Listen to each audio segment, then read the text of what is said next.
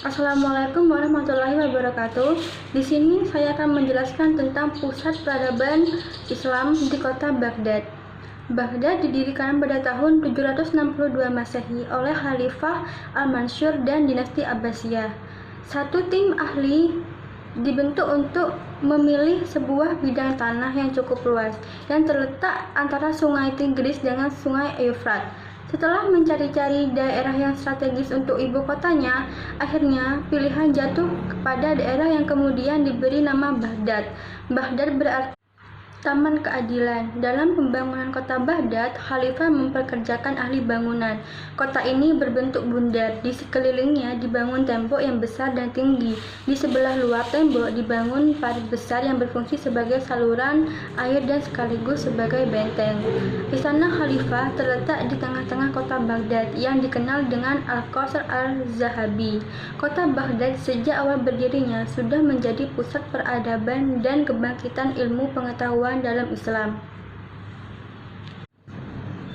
Masa puncak keemasan kota Baghdad terjadi pada masa Khalifah Harun ar-Rasyid dan anaknya Al-Ma'mun. Ilmu pengetahuan dan sastra berkembang sangat pesat. Bahkan Khalifah Al-Ma'mun memiliki perpustakaan yang dipenuhi dengan kitab-kitab ilmu pengetahuan. Perpustakaan tersebut bernama Perpustakaan Baitul Hikmah. Pada masa Abbasiyah, di kota Baghdad juga berdiri akademi dan sekolah tinggi. Perguruan tinggi yang terkenal adalah Perguruan An-Nizamiyah, didirikan oleh Nizamul Mulk, dan Perguruan Al-Mumtasriyah yang didirikan oleh Khalifah Al-Muntashir Billah. Di antaranya, dari kota ini lahir para ilmuwan, ulama, filsuf, sastrawan terkenal, di antaranya Al-Hawarizmi, tokoh astronomi matematika, penemu ilmu aljabar; Al-Kindi, filsuf Arab pertama; Al-Farabi, filsuf besar; Ar-Razi, filsuf ahli fisika dan kedokteran; Imam Al-Ghazali, ilmuwan dan ulama ternama; Syekh Abdul Qadir Al-Jailani, pendiri tarekat Qadiriyah, dan lain ternama. Karena serangan bangsa Mongol di bawah Hulaguhan pada tahun 1258 Masehi, kota ini hancur berantakan. Semua bangunan kota termasuk Istana Emas dihancurkan. Pada tahun 1400 Masehi, kota ini diserang pula oleh pasukan Timur Leng, dan pada tahun 1508 Masehi, kota ini juga dihancurkan oleh tentara kerajaan Safawi. Bani Abbasiyah mencapai puncak keemasannya karena terdapat faktor-faktor di antaranya Islam semakin luas, tidak hanya di Damaskus tetapi juga di Baghdad. Adanya perkembangan ilmu pengetahuan dan ketentuan profesional baru terbentuk pada masa pemerintah Bani Abbasiyah.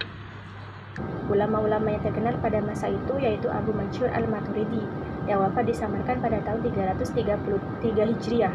Ulama terkenal lainnya adalah Imam Bukhari, yakni seorang ahli hadis terkenal di dunia Islam yang menulis kitab Sahih Al-Bukhari. Yang terakhir adalah Bukhara. Bukhara adalah sebuah kota yang terletak di Asia Tengah. Kota ini menjadi pusat peradaban Islam dan perdagangan pada abad ke-9 hingga ke-13 Masehi. Pada waktu itu, kota ini telah menjadi salah satu kota penting yang ada di Asia Tengah selain Samarkand.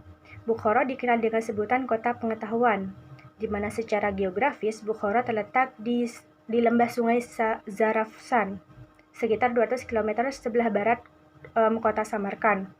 Kota Bukhara terbilang amat strategis karena berada di jalur sutra. Karena itu tidak mengherankan bila dulu Bukhara menjelma menjadi pusat perdagangan, pusat ilmu pengetahuan, budaya, dan juga agama. Di kota itulah bertemunya pedagang dari berbagai bangsa Asia Barat termasuk Cina. Dalam sejarahnya, sejak tahun 500 sebelum Masehi, wilayah Bukhara sudah menjadi wilayah kekuasaan Kekaisaran Persia. Sebelum Islam menaklukkan wilayah tersebut, penduduknya adalah penganut agama Zoroaster yang menyembah api. Kehidupan penduduk Bukhara mulai berubah ketika pasukan Islam datang membawa dakwah. Tepat pada tahun 850 Masehi, Bukhara telah menjadi ibu kota dinasti Samanid. Dan sejak tahun 900 Masehi, Bukhara menjadi ibu kota provinsi Khurasan. Selama periode inilah, kota Bukhara berkembang menjadi salah satu pusat kebudayaan Islam yang terbesar. Pada era keemasan dinasti Samanid, Bukhara juga menjadi pusat intelektual dunia Islam. Saat itu di kota Bukhara bermunculan madrasah-madrasah yang mengajarkan ilmu pengetahuan. Bukhara menjadi pusat ilmu pengetahuan dan telah melahirkan sejumlah ulama-ulama dan ilmuwan yang besar. Hal itu menunjukkan bahwa kota ini memiliki pengaruh yang sangat besar pada masa itu. Di antara tokoh-tokoh asal Bukhara yang memberi kontribusi besar bagi perkembangan Islam dan pengetahuan antara lain Imam Bukhari dan juga Ibnu Sina. Ya.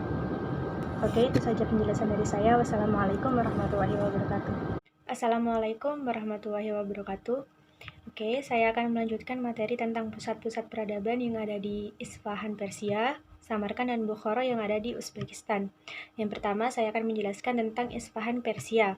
Isfahan merupakan satu dari 30 provinsi yang ada di Iran. Provinsi Iran terletak di bagian tengah di negara itu. Ibu kotanya bernama Isfahan. Kota Isfahan merupakan pusat peradaban Islam. Beberapa dinasti Islam sempat menjadikan kota ini sebagai pusat pemerintahan, seperti Timurid, Buwaihi, Seljuk, dan juga Syafawi. Di masa kejayaan Islam, Isfahan menjadi kota yang maju dalam ilmu pengetahuan, kebudayaan, dan juga perdagangan. Isfahan mencapai puncak kemakmuran pada saat pemerintahan dinasti Syafawiyah yang dipimpin oleh Syekh Abbas. Saat itu Isfahan membuat takjub orang-orang Eropa karena taman-tamannya, perpustakaan, paviliun, dan masjid yang tertata rapi, indah, dan bernilai seni tinggi. Salah satu bangunan masjid yang bernilai seni tinggi adalah Masjid Syah yang dibangun pada tahun 1611 Masehi. Di sekitar masjid juga terdapat kompleks taman. Saat Raja Abbas I meninggal, di Isfahan terdapat 162 masjid, 48 akademi, 1802 penginapan, dan juga 273 pemandian umum. Hal itu menjadikan kota Isfahan sebagai kota yang kental dengan peradaban Islam. Selanjutnya, Samarkand. Samarkand terletak di sebelah selatan sungai Al-Saghat. Samarkand merupakan salah satu kota tertua di dunia.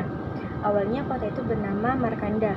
Pada tahun 329 sebelum Masehi, kota itu ditaklukkan oleh Alexander Agung. Di kota ini terdapat makam Bahauddin al-Naqsyabandi, yaitu tokoh tarikat Naqsyabandi, yang wafat pada abad ke-8 Hijriah. Samarkand ketika itu merupakan satu pusat peradaban Islam yang besar dan termasuk kota terkaya umat Islam. Di dalamnya terdapat sejumlah benteng yang kokoh dan pagar-pagar yang tinggi. Pada abad ke-6 Masehi, Samarkand jatuh ke tangan Turki. Dan kota ini memasuki babak baru ketika ditaklukkan oleh Islam pada abad ke-8 Masehi. Saat Timur Leng berkuasa, Samarkand berkembang sangat pesat. Hampir seluruh dari aktivitas perdagangan di Asia berkutat di Samarkand. Pada masa itu, di pasar Samarkand sudah bisa ditemui produk-produk yang terbuat dari kulit, linen, rempah-rempah, sutra, melon, apel, dan juga beragam barang lainnya. Di era itu Samarkand sudah memiliki monumen-monumen arsitektur yang megah. Ulama-ulama yang terkenal pada masa itu. Kairo, kota seribu menara, merupakan julukan yang disandang oleh Kairo. Kairo adalah ibu kota dan kota terbesar di Mesir. Wilayah metropolitan kota ini adalah yang terbesar di Timur Tengah dan dunia Arab, juga terbesar ke-15 di dunia. Dan dikaitkan dengan Mesir kuno, karena kompleks piramida Giza yang terkenal, dan kota kuno Memphis terletak di wilayah geografisnya. Kairo juga salah satu kota penting dalam sejarah peradaban Islam. Pada abad pertengahan, ibu kota Mesir yang berada di benua Afrika itu memainkan peranan yang hampir sama pentingnya dengan Baghdad di Persia serta Cordoba di Eropa. Berdirinya Kairo sebagai ibu kota dan pusat pemerintahan Mesir diawali dengan gerakan penumpasan golongan Syiah yang dilancarkan penguasa Abbasiyah di Baghdad. Kongsi yang dibangun golongan Syiah dengan Bani Abbas untuk menjatuhkan Bani Umayyah akhirnya pecah. Penguasa Abbasiyah mencoba meredam perlawanan golongan Syiah Ismailiyah di bawah pimpinan Ubaidillah al-Mahdi. Setelah sempat ditahan, Ubaidillah akhirnya dibaiat menjadi khalifah bergelar Al-Mahdi Amir al-Mu'minin pada 909 Masehi. Pengganti Khalifah Ubaidillah al-Mahdi, Mu'izz Lidinillah mulai mengalihkan perhatiannya ke Mesir. Ia menunjuk Panglima Jauhar Al-Khatib As-Sikili untuk menaklukkan Mesir pada tahun 969 Masehi. Mesir berada dalam kekuasaan Syiah Ismailiyah. Sejak itu mereka membangun kota baru yang diberi nama Al-Qahirah atau Kairo, yang berarti penaklukan atau kejayaan. Pada 972 Masehi, Kairo mendirikan Masjid Al-Azhar. Kota Kairo tumbuh pesat setelah pada tahun 973 Masehi. Seiring dengan hijrahnya Khalifah Mu'izz Lidinillah dari Kairawan ke Mesir. Sejak saat itu, Kairo mencapai kejayaan sebagai pusat pemerintahan dinasti Fatimiyah. Dinasti itu menorehkan kegemilangan selama 200 tahun. Di masa itu, Mesir menjadi pusat kekuasaan yang mencakup Afrika Utara, Sisilia, pesisir Laut Merah Afrika, Palestina, Suriah, Yaman, dan Hijaz. Kairo tumbuh dan berkembang sebagai pusat perdagangan luas di Laut Tengah dan Samudra Hindia. Kairo pun menggabungkan Fustat sebagai bagian dari wilayah administratifnya. Pada era itu pula, Kairo menjelma menjadi pusat intelektual dan kegiatan ilmiah baru. Islam mencapai kejayaannya di Kairo atau di Mesir pada masa khalifah yang kelima, yaitu Abu Mansur Nizar al-Aziz pada tahun 975 sampai 996 Masehi. Kairo mampu bersaing dengan dua ibu kota dinasti Islam lainnya, yakni Baghdad di bawah dinasti Abbasiyah dan Cordoba, pusat pemerintahan Umayyah di Spanyol. Kini Universitas Al-Azhar menjadi salah satu perguruan tinggi terkemuka yang berada di kota itu. Jika kedua dinasti lainnya mampu membangun istana, Bani Fatimiyah pun mampu mendirikannya. Selain itu, ketiga dinasti yang tersebar di tiga benua itu juga berlomba membangun masjid. Dinasti Abbasiyah di Baghdad bangga memiliki Masjid Samara, dinasti Umayyah memiliki Masjid Cordoba, dan Fatimiyah memiliki Masjid Al-Azhar. Dinasti Fatimiyah mencapai kemajuan yang pesat dalam administrasi negara, karena pada saat itu dinasti itu mengutamakan kecakapan dibandingkan keturunan dalam merekrut pegawai. Toleransi pun dikembangkan. Penganut Sunni yang profesional pun diangkat kedudukannya layaknya Syiah. Toleransi antar umat beragama pun begitu tinggi. Siapapun yang mampu bisa duduk di pemerintahan. Jadi mengutamakan kemampuan bukan karena keturunan. Dan toleransi antar umat agama Islam dan Kristen sangat diajarkan di kota itu pada masa dinasti Fatimiyah. Delhi adalah ibu kota kerajaan Islam di India sejak tahun 608 Hijriah. Kecuali beberapa kali dalam waktu yang tidak lama, yaitu ketika ibu kota pindah ke Daulatabad, Agra, dan Lahore. Sampai kerajaan Mughal runtuh oleh Inggris pada tahun 1858 Masehi.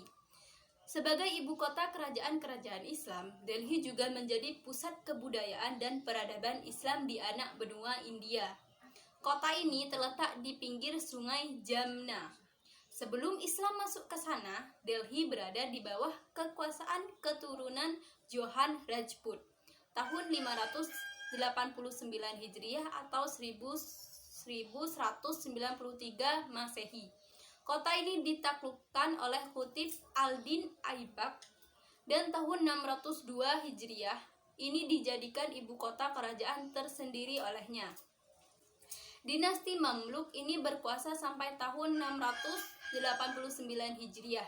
Kemudian diganti oleh dinasti Khalji 1296 sampai 1316 Masehi. Setelah itu dinasti Tughlaq 1320 sampai 1413 Masehi. Babur, raja Mughal pertama, merebut Delhi dari tangan dinasti Lodi. Setiap dinasti Islam memperluas kota itu dengan mendirikan kota-kota baru di Delhi semula, yaitu kota yang berada di dalam benteng Lal Kot. Delhi sekarang mencakup semua kota-kota itu. Semuanya dikenal sebagai 7 kota Delhi. Dinasti Mamluk mendirikan sebuah menara yang tingginya 257 kaki. Dikenal dengan nama Menara Kutub Manar. bukan saja sebagai tempat azan tetapi juga sebagai tugu kemenangan dan sebuah masjid dengan nama Masjid Qutb al-Islam. Mamluk juga memperluas tembok kota Hindu yang dikenal dengan kota Qil'a Rai Pitora. Inilah kota pertama dari 7 kota Delhi tersebut. Dinasti Khalji menambahkan bangunan masjid dengan atap yang indah dan beberapa menara lagi. Ke sebelah barat, dinasti ini memperluas benteng Lalkot yang lama dengan maksud mempertahankan kota dari serangan bangsa Mongol. Dengan demikian, ia memindahkan ibu kota ke Siri, sekitar 2 km dari yang pertama. Inilah kota yang kedua. Di dalam kota dinasti ini mendirikan sebuah istana megah tersendiri